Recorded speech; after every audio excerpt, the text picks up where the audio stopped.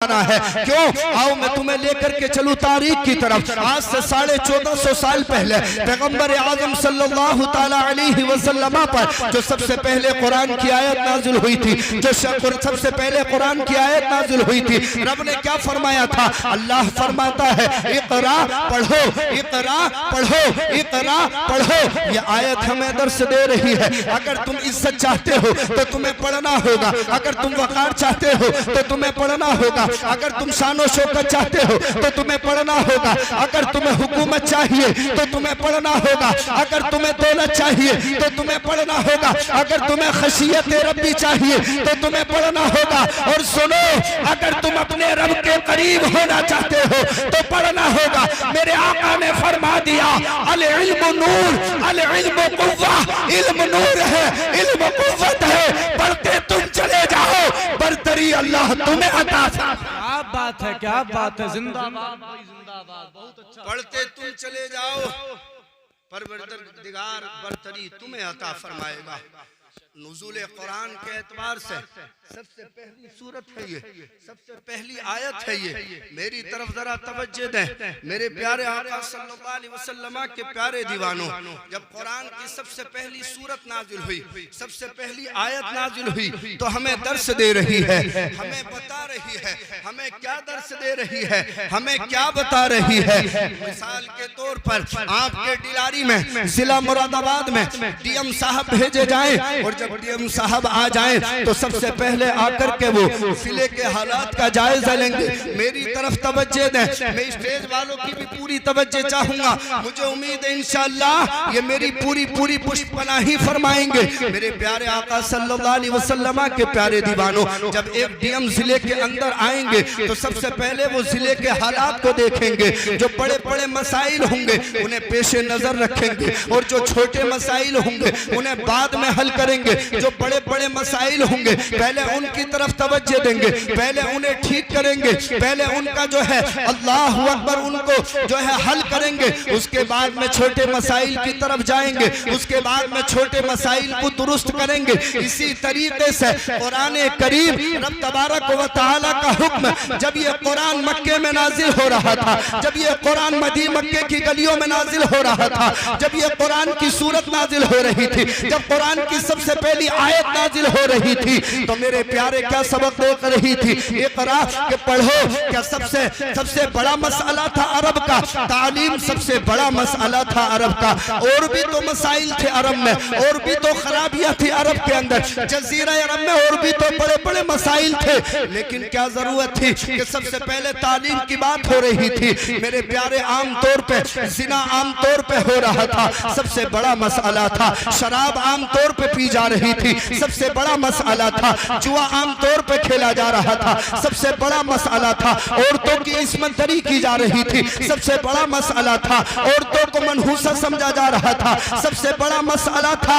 लेकिन उसके बावजूद सबसे बड़ा मसला ये था कि खाने काबा में 360 बुत रखे हुए थे, ये सबसे बड़ा मसला था।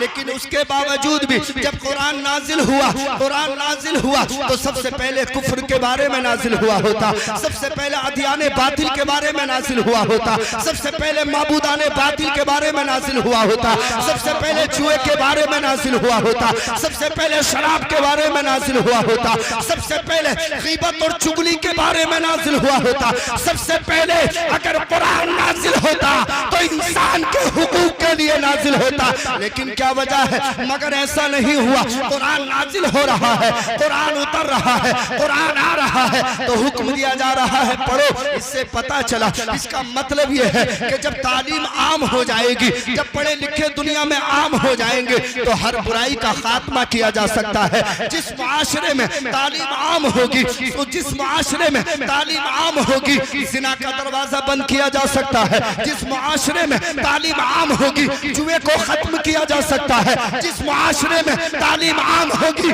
मेरे प्यारे वहां से जो है इंसानियत, वहां से जो है जुल्म का खात्मा किया जा सकता है। जिस मुआशरे में तालीम आम होगी मेरे प्यारे तवज्जो दे मेरी तरफ, जिस मुआशरे में तालीम आम होगी वहां से जो है बुराइयों को खत्म किया जा सकता है। जिस मुआशरे में तालीम आम होगी शराब का दरवाजा बंद किया जा सकता है। जिस मुआशरे में तालीम आम होगी जुआ के दरवाजा बंद किया जा सकता है। इसलिए मेरे रब ने, मेरे परवरदिगार आलम ने हमें हुक्म दिया तुम पढ़ो, पढ़ते चले जाओ, परेशानियां दूर होती चली। नारे तकबीर, नारे रिसालत, फैजाने सरकारे मदीना, फैजाने गौसे आजम हजरत अल्लामा मौलाना सादिकुल कादरी नूरी, इनकी तकरीर भी आपको सुननी है पूरी। नारे तकबीर, नारे रिसालत। आज समझ में आ रही है कि नहीं आ रही है? आ रही है तो मोहब्बत से कह दो, हाथ उठाकर सुभान अल्लाह। सुभान अल्लाह। समझ में आ रही है इंशाअल्लाह। मेरे प्यारे आका सल्लल्लाहु अलैहि वसल्लम के प्यारे दीवानों, मौलाना आसिफ साहब भी स्टेज पे तशरीफ फरमा है। ये एतराज कर सकते हैं, कह सकते हैं कि मौलाना आपने कैसे कह दिया कि हर फसाद का दरवाजा तालीम से बंद किया जा सकता है। अगर ये बात है तो मुझे आप ही बता दें, मुझे आप ही जरा बताएं, ये जो मिसाइल लोगों ने बनाए हैं ये पढ़े लिखे लोगों ने बनाए थे कि जाहिलों ने बनाए थे? ये मिसाइल जो बनाए हैं मेरे प्यारे जाहिलों ने नहीं बनाए, ये पढ़े लिखे लोगों ने बनाए हैं। ये जो अल्लाहु अकबर परमाणु बम बनाए हैं ये किसी जाहिल ने नहीं बनाया, ये पढ़े लिखे लोगों ने बनाया है। ये जो है बम बनाए हैं ये किसी जाहिल ने नहीं बल्कि पढ़े लिखे लोगों ने बनाए हैं। ये पढ़े लिखे लोग थे। बर्मा को किसने तबाह किया? पढ़े लिखे लोगों ने। बर्मा को तबाह करने में कौन थे? क्या कोई जाहिल लोग थे? क्या वो जाहिल थे? नहीं नहीं, वो जाहिल नहीं थे, पढ़े लिखे थे। अफगानिस्तान को किसने बर्बाद किया? क्या वो जाहिल लोग थे? नहीं नहीं, वो पढ़े लिखे लोग थे। ईरान को किसने बर्बाद किया? क्या वो जाहिल लोग थे? नहीं नहीं, वो पढ़े लिखे लोग थे। तो मौलाना आसिफ कह सकते हैं कि अगर तालीम से हर चीज का जो है रगड़ा, हर फसाद का दरवाजा बंद हो सकता है, आप दावा कर रहे हैं तो ये तालीम ही तो थी, ये तालीम वाले तो थे, ये पढ़े लिखे तो थे। घर घर में तालीम, बस्ती बस्ती में तालीम, शहर शहर में तालीम, गांव गांव में तालीम, करिया करिया में तालीम, जिले जिले के अंदर तालीम, हर जगह तालीम है। जब तालीम आम हो गई तो फिर ये फसादात के दरवाजे बंद क्यों नहीं हुए? जब तालीम आम हो गई तो ये करप्शन खत्म क्यों नहीं हुआ? जब तालीम आम हो गई तो फसादात का सद्दे बाप क्यों नहीं हुआ? आप कह रहे हैं कि तालीम से हर बुराई का दरवाजा बंद किया जा सकता है। तो आओ आओ, अगर यही पूछना है तो अम्मी जान हजरत आयशा सिद्दीका तैयबा ताहिरा रदियल्लाहु ताला अन्हा से पूछते हैं, ए आयशा तुम बताओ, कुरान तुम्हें बताओ, नुज़ुल कुरान के एतबार से जो सबसे पहली आयत नाजिल हुई थी, जो सबसे पहली कुरान की आयत नाजिल हुई थी, उसमें रब ने क्या हुक्म दिया? तो हजरत आयशा रज़ियल्लाहु ताला अन्हा फरमाती हैं, मुस्तफ़ा जान रहमत सल्लल्लाहु ताला अलैहि वसल्लम पर जब सबसे पहली वही नाजिल हुई, अल्लाह तबारक व तआला के हुक्म से जिब्रील लेकर के आते हैं और आए हुजूर की बारगाह में अर्ज किया, या रसूल अल्लाह अलैहि सलातु व सलाम, रब फरमाता है इक़रा पढ़ो, इक़रा पढ़ो। तो मेरे आका ने पढ़ा नहीं, सरकार खामोश बैठे। बात है, सरकार खामोश बैठे हैं, हुजूर ने पढ़ा नहीं। जब तीसरी मर्तबा का इक़रा बिस्मि रब्बिकल्लज़ी खलक़, पढ़ो अपने रब के नाम से जिसने पैदा किया, तो मेरे आका ने पढ़ना शुरू कर दिया। हुजूर पढ़ने लगे।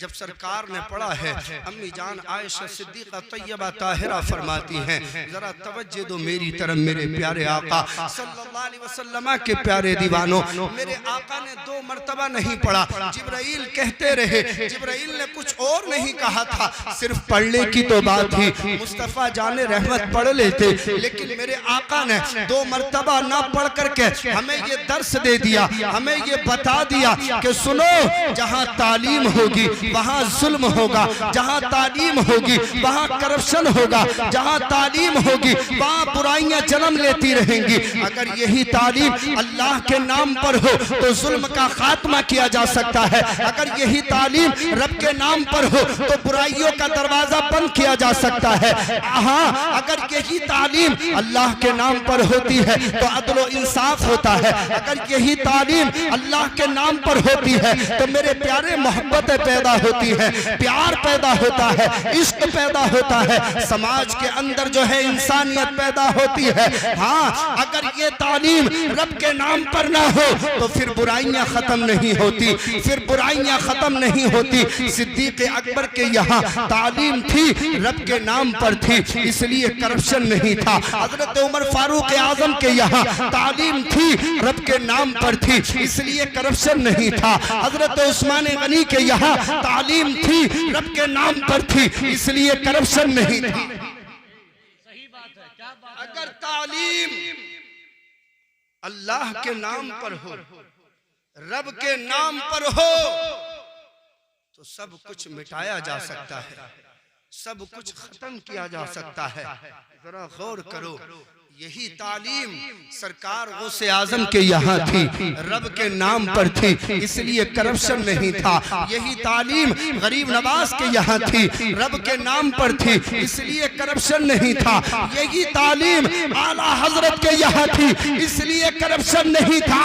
यही तालीम ताजुल शरिया के यहाँ थी, इसलिए करप्शन नहीं था। अब बात है नारे तकबीर। अरे हम हल्के से नारा लगाएंगे तो आप भी हल्के से बोलेंगे। दोनों हाथों को उठाकर नारे का जवाब दें। नारे तकबीर, नारे रिसालत, फैजाने सरकारे मदीना, फैजाने गौसे आजम, फैजाने आला हजरत, फैजाने ताजुल शरिया, नारे तकबीर, नारे रिसालत। तो पता चल गया कि तालीम होना भी जरूरी और तालीम होना भी रब के नाम पर जरूरी है। मेरे प्यारे आका सल्लल्लाहु ताला अलैहि वसल्लम के प्यारे दीवानों, बहुत अच्छा सुन रहे हैं आप, जरा तवज्जो से सुनते रहें। बस थोड़ी देर और मैं रहूंगा, ज्यादा वक्त नहीं है मेरे पास। उसके बाद में आपको आपकी मनपसंद और आपकी जो प्यास है उसे बुझाने के लिए मुफ्ती साहब तशरीफ फरमा है। मेरे प्यारे आका सल्लल्लाहु ताला अलैहि वसल्लम के प्यारे दीवानों, तो हमें सबक मिल गया कि अगर तालीम होगी तो जिंदगी में इनकलाब आएगा, अगर तालीम होगी तो जिंदगी कामयाब रहेगी, अगर तालीम होगी तो हम किसी भी मैदान में जा सकते हैं, अगर तालीम होगी तो दुनिया के हर पर्दे पे हम पहुंच सकते हैं, और अगर तालीम नहीं होगी तो हम किसी काम के नहीं हैं। आज मेरी कौम के अंदर जितना पैसा गलत कामों में खर्च किया जा रहा है, जितना पैसा शादी के नाम पे खर्च किया जा रहा है, आज मेरी कौम में जितना पैसा बिला वजह खर्च किया जा रहा है, कोई मकान के नाम पे खर्च कर रहा है, कोई शादी के नाम पे खर्च कर रहा है, कोई अपनी जिंदगी के नाम पे खर्च कर रहा है। अगर यही पैसा मैंने और तुमने अपने बच्चों की तालीम पे खर्च कर दिया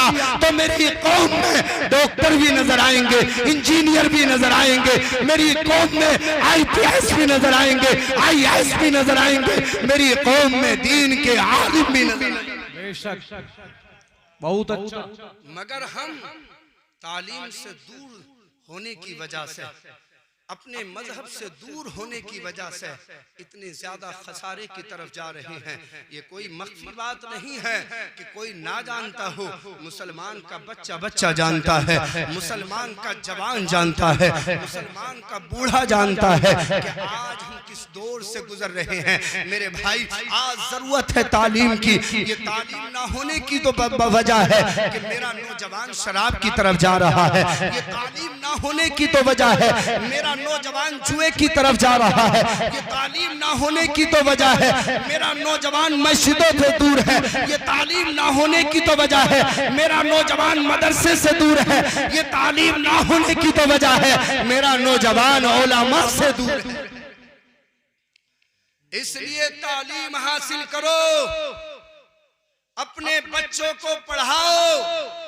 बल्कि हमारे अकाबिर तो कहते हैं आधी रोटी खाएंगे, बच्चों को पढ़ाएंगे। जी हम अपने माशरे में नहीं बल्कि दुनिया के किसी भी कोने में किसी चीज से कामयाब नहीं हो सकते, सिर्फ तालीम है।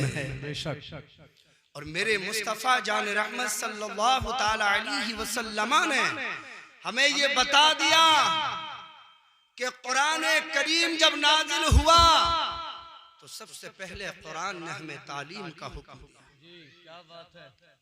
सबसे पहले हमें कहा कि पढ़ो। जब पढ़ोगे तो कामयाब खुद हो जाओगे, पढ़ोगे तो तरक्की तुम्हें खुद मिलेगी। मेरे प्यारे आका सल्लल्लाहु अलैहि वसल्लम के प्यारे दीवानों, आज कौन सी खराबी नहीं है हमारे अंदर? हर बुराई हमारे अंदर पाई जा रही है, हर बीमारी हमारे अंदर पाई जा रही है, हर जो है करप्शन में हम डूबते चले जा रहे हैं। वजह क्या है? तालीम नहीं है, कुरान नहीं है हमारे पास, न दीनी तालीम है न दुनियावी तालीम है। हम दोनों तालीमों से दूर हैं, इसी वजह से हम परेशान हैं, इसी वजह से हम मुसीबतों में बलाओं में घिरे हुए हैं। मेरे प्यारे आका सल्लल्लाहु अलैहि वसल्लम के प्यारे दीवानों, आज मेरी कौम का नौजवान जो शराब की आदत अपने दिल में बिठाए हुए है, ये क्या वजह है? अगर इस नौजवान पर तालीम होती तो ये कभी भी इस हराम काम की तरफ नहीं जाता, कभी भी जुए की तरफ नहीं जाता। आज मेरा नौजवान एक नहीं बल्कि 70% नौजवान शराब के आदी बन चुके, जुए के आदी बन चुके हैं। पहले शराब जो है लोग पीते थे तो वो एक आम हुआ करती थी, और आज जो शराब नशा है, दवाई के जरिए भी नशा चल रहा है, कैप्सूल के जरिए भी लोग नशा कर रहे हैं, इंजेक्शन के जरिए भी लोग नशा कर रहे हैं। अब बहुत सारे तरीके नशा करने के इजाद हो गए नए नए। हमने क्या समझा कि ये शराब के हुक्म में नहीं है? नहीं नहीं मेरे प्यारे, ये शराब के हुक्म में है। नशा कोई सा भी हो, अगर तुम करोगे तो तुम्हें वही सजा मिलेगी जो शराब पीने में तुम्हें मिलेगी। मेरे प्यारे आका सल्लल्लाहु अलैहि वसल्लम ने इरशाद फरमाया कि जिसने अपनी जिंदगी में एक मर्तबा एक घूंट अगर शराब पी होगी तो मेरे प्यारे आका फरमाते हैं कि जब वो मरेगा, अपनी कब्र में जाएगा, तो परवरदिगार आलम उसके चेहरे को बंदर या खिंजीर की सूरत में बदल देगा। जरा गौर तो करो, तवज्जो तो दो। क्या फरमाते हैं आका? जिसने एक घूंट शराब पी, हुजूर फरमाते हैं कि उसका चेहरा कब्र में बंदर या खिंजीर की तरह कर दिया जाएगा। जब वो अपनी कब्र से उठेगा तो इसी हालत में उठेगा। हुजूर फरमाते इसी हालत में उठेगा। तुम्हारी कितनी प्यारी शक्ल है, तुम्हारा कितना प्यारा चेहरा है, तुम किसके उम्मती हो? मुस्तफा जाने रहमत के। तुम कौन सी आदत अपने अंदर डाल रहे हो? तुमने किस नशे पे अपने आप को ले जा करके खड़ा कर दिया, जिसकी बुनियाद पे इतनी बड़ी सजा तुम्हें मिलेगी, इतना बड़ा अज़ाब तुम्हें मिलेगा कि तुम्हारे चेहरे को बदल दिया जाएगा। आगे मेरे आका फरमाते हैं कि जब वो क़यामत के दिन अपनी कब्र से उठेगा तो उस पर प्यास मुसल्लत कर दी जाएगी, और प्यास भी इतनी सख्त मुसल्लत की जाएगी। हुजूर फरमाते हैं वो पानी मांगेगा, जब वो पानी को चिल्लाएगा, वो चीखेगा, मुझे पानी चाहिए, मुझे पानी चाहिए। इतनी सख्त प्यास होगी कि उसकी ज़बान उसके सीने पे पड़ी होगी, उसकी ज़बान उसके सीने पे पड़ी होगी। जरा सोचो तो सही नौजवानों, मेरी कौम के नौजवानों, तुम तो वो हो कि जिससे कौम का मुस्तकबिल संवरता है। तुम आज उस रास्ते पे जा रहे हो जिस रास्ते पे कुरान ने जाने को मना किया, साहिब कुरान ने जाने को मना किया। आज हम उस रास्ते पे कितनी तेजी से जा रहे हैं। जरा तवज्जो तो मेरी तरफ। हुजूर क्या फरमा रहे हैं? इतनी सख्त प्यास मुसल्लत होगी कि उसकी जबान उसके सीने पे पड़ी होगी, वो पानी पानी कर रहा होगा, मुझे पानी दे दो, मैं पानी पीऊंगा, मुझे पानी ला कर दो। वो चीख रहा होगा, उसे पानी के लिए क्या दिया जाएगा? उसे पानी के लिए पानी नहीं दिया जाएगा पीने, बल्कि जहन्नमियों की खोलती हुई पीप दी जाएगी और जहन्नमी बिच्छू का उसे जहर दिया जाएगा। अल्लाह अकबर। जब वो उसे देखेगा तो तेजी से लेगा और पीने के लिए अपने मुंह से लगाएगा। आका फरमाते हैं जब वो पीने के लिए अपने मुंह से लगाएगा, जब उसे पिएगा तो उसके चेहरे का जो गोश्त है वो उसके जहर की वजह से झड़ झड़ के नीचे गिरने लगेगा। उसके दिल को सुकून नहीं पहुंचाया जाएगा। क्या समझते हो शराब को, क्या समझते हो नशे को? तुमने जिंदगी समझ लिया। तुम समझते हो कि जब तक शादी मुकम्मल नहीं होगी, जब तक नशा नहीं करेंगे। तुमने समझ लिया जब तक हमारी दावत मुकम्मल नहीं होगी, जब तक हम जो है नशा दोस्तों में बैठकर बियर नहीं पिएंगे। तुमने क्या समझ लिया है? क्या समझ रहे हो तुम? जरा अपनी आखिरत की तो खबर लो। जब वो इसे पिएगा तो उसका गोश्त चेहरे का झड़ झड़ के नीचे गिरेगा। अल्लाह अकबर। वो चीख कर कहेगा अरे मैंने तो पानी मांगा था, मुझे तुमने क्या दे दिया? मैंने तो तुमसे पानी मांगा था, तुमने मुझे क्या ला करके दे दिया? मैं तो तुमसे पानी मांग रहा था। तो फरिश्ते कहेंगे सुन, तू दुनिया में तूने शराब पी थी, तूने एक घूंट शराब पी थी। अगर तू उसे ना पीता तो तुझे आज पानी दिया जाता। जब वो तूने दुनिया में पी थी, तूने उस वक्त क्यों नहीं सोचा? तूने उस वक्त गौर क्यों नहीं की? उस वक्त तूने क्यों नहीं समझी बात? अल्लाह अकबर। उससे फरिश्ते कहेंगे जब तूने दुनिया में शराब पी है तो सुन ले, आज तुझे पानी नहीं यही पीना पड़ेगा। मेरे प्यारे आका सल्लल्लाहु अलैहि वसल्लम के प्यारे दीवानों, इस जलसे से ये पैगाम लेकर के जाओ कि हम शराब नहीं पिएंगे, हम शराब को अपने मुंह नहीं लगाएंगे। और दूसरी खराबी मेरी कौम में ये पैदा हो गई है, अब जुआ भी बहुत तेजी से आगे बढ़ रहा है। ये जो मोबाइल है ना, मोबाइल, इसका सही इस्तेमाल कर लो, वरना और अमाल तो बाद में जहन्नम में जाने के लिए यही काफी होगा। यही काफी होगा। समझ लो अच्छी तरीके से बात को। और अमाल तो बाद में तुम्हारे, ये मोबाइल ही काफी होगा तुम्हें जहन्नम में पहुंचाने के लिए। आज किस लिए दिया था ये बात करने के लिए? किस लिए दिया था? अपने रिश्तेदार की, अगर तुम बाहर हो तो अपने वालिदैन की खबर ले लो, अम्मा ठीक है, अब्बा ठीक हो। ये इसलिए दिया था, इसलिए नहीं दिया था कि चादर ओढ़ के कोई टीम लगा रहा है, कोई कुछ कर रहा है। अरे हजरत 2 रुपए ही तो जा रहे हैं, ना जाने 50,000 मिल जाए, ना जाने 1 लाख मिल जाए, ना जाने 2 लाख मिल जाए, 10 रुपए तो लगाने पड़ रहे हैं। क्या हो रहा है? मैं तुमसे पूछना चाहता हूँ, जिस जुए को कुरान ने कह दिया या अय्युहल्लज़ीना आमनू इन्नमल खम्रु वल मैसिर, ऐ ईमान वालों, ना शराब के करीब जाओ ना जुए के करीब जाओ। क्या समझ रहे हो मेरे भाई? ये जिंदगी एक मर्तबा मिली है, दोबारा मिलने वाली नहीं है। एक मर्तबा दुनिया में आए हो, दोबारा दुनिया में नहीं आओगे। क्या समझ रहे हो? वालिदैन समझते हैं बेटा कमरा बंद करके सो रहा है, माँ समझती है मेरा लखते जिगर सो रहा है। बेटा कमरे के अंदर क्या कर रहा है? जुआ खेल रहा है। बेटा मोबाइल पे पैसे लगा रहा है। बेटा मोबाइल पे गेम लगा रहा है। बेटा मोबाइल पे ना जाने क्या क्या कर रहा है। याद रखना, मैं उन वालिदैन से भी कहूंगा कि अपने बच्चों पे नजर रखो। अगर नजर नहीं रखोगे तो ये तुमसे भी पूछा जाएगा कि तुमने अपनी औलाद को अच्छी तरबियत क्यों नहीं सिखाई, अपनी औलाद को अच्छे संस्कार तुमने क्यों नहीं दिए, अपनी औलाद को तुमने इल्म क्यों नहीं सिखाया। जुआरी क्या करता है? अपना नुकसान करता है। जुआरी क्या करता है? अपने जमीनें बेच देता है। जुआरी क्या करता है? अपना मकान बेच देता है। बल्कि हमने तो यहाँ तक सुना कि जुआरियों ने अपनी बीवियों को भी बेच दिया। ये क्या हो रहा है उस कौम के अंदर जो कौम दूसरों के लिए हिदायत और नमूना बना करके भेजी गई? आज कह रही हैं परेशान हैं हम। आज कह रहे हैं कारोबार नहीं चल रहे, आज कह रहे हैं हर तरफ से हम परेशान हैं, बीमारी हमारे अंदर, परेशानियां हमारी तरफ। याद रखो, अगर जिंदगी में सुकून चाहते हो, अगर जिंदगी में इनकलाब चाहते हो, अगर जिंदगी में खुशी चाहते हो, ये चाहते हो कि मेरे बच्चे अच्छे रहे, मेरी औलाद अच्छी रहे, मेरे वालिदैन अच्छे रहे, तो सुन लो, मेरे नबी से रिश्ता मजबूत कर लो। जितना रिश्ता मजबूत होगा, मेरा रब इतनी अच्छी जिंदगी बना देगा।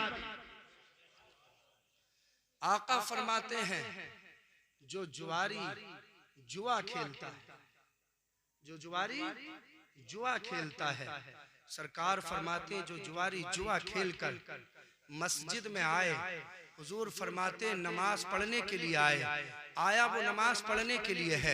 आका फरमाते उसने जो वुजू किया है, वो समझ रहा है कि मैंने पानी से वुजू किया है, वो समझ रहा है कि मस्जिद का पानी इस्तेमाल कर रहा हूं मैं। नहीं नहीं, हुजूर फरमाते जो जुआ खेल करके मस्जिद में नमाज पढ़ने के लिए आए, आका फरमाते वो पानी से वुजू नहीं कर रहा, बल्कि वो खिंजीर के खून से, सूअर के खून से वुजू करके मस्जिद में आ रहा। अल्लाहु अकबर।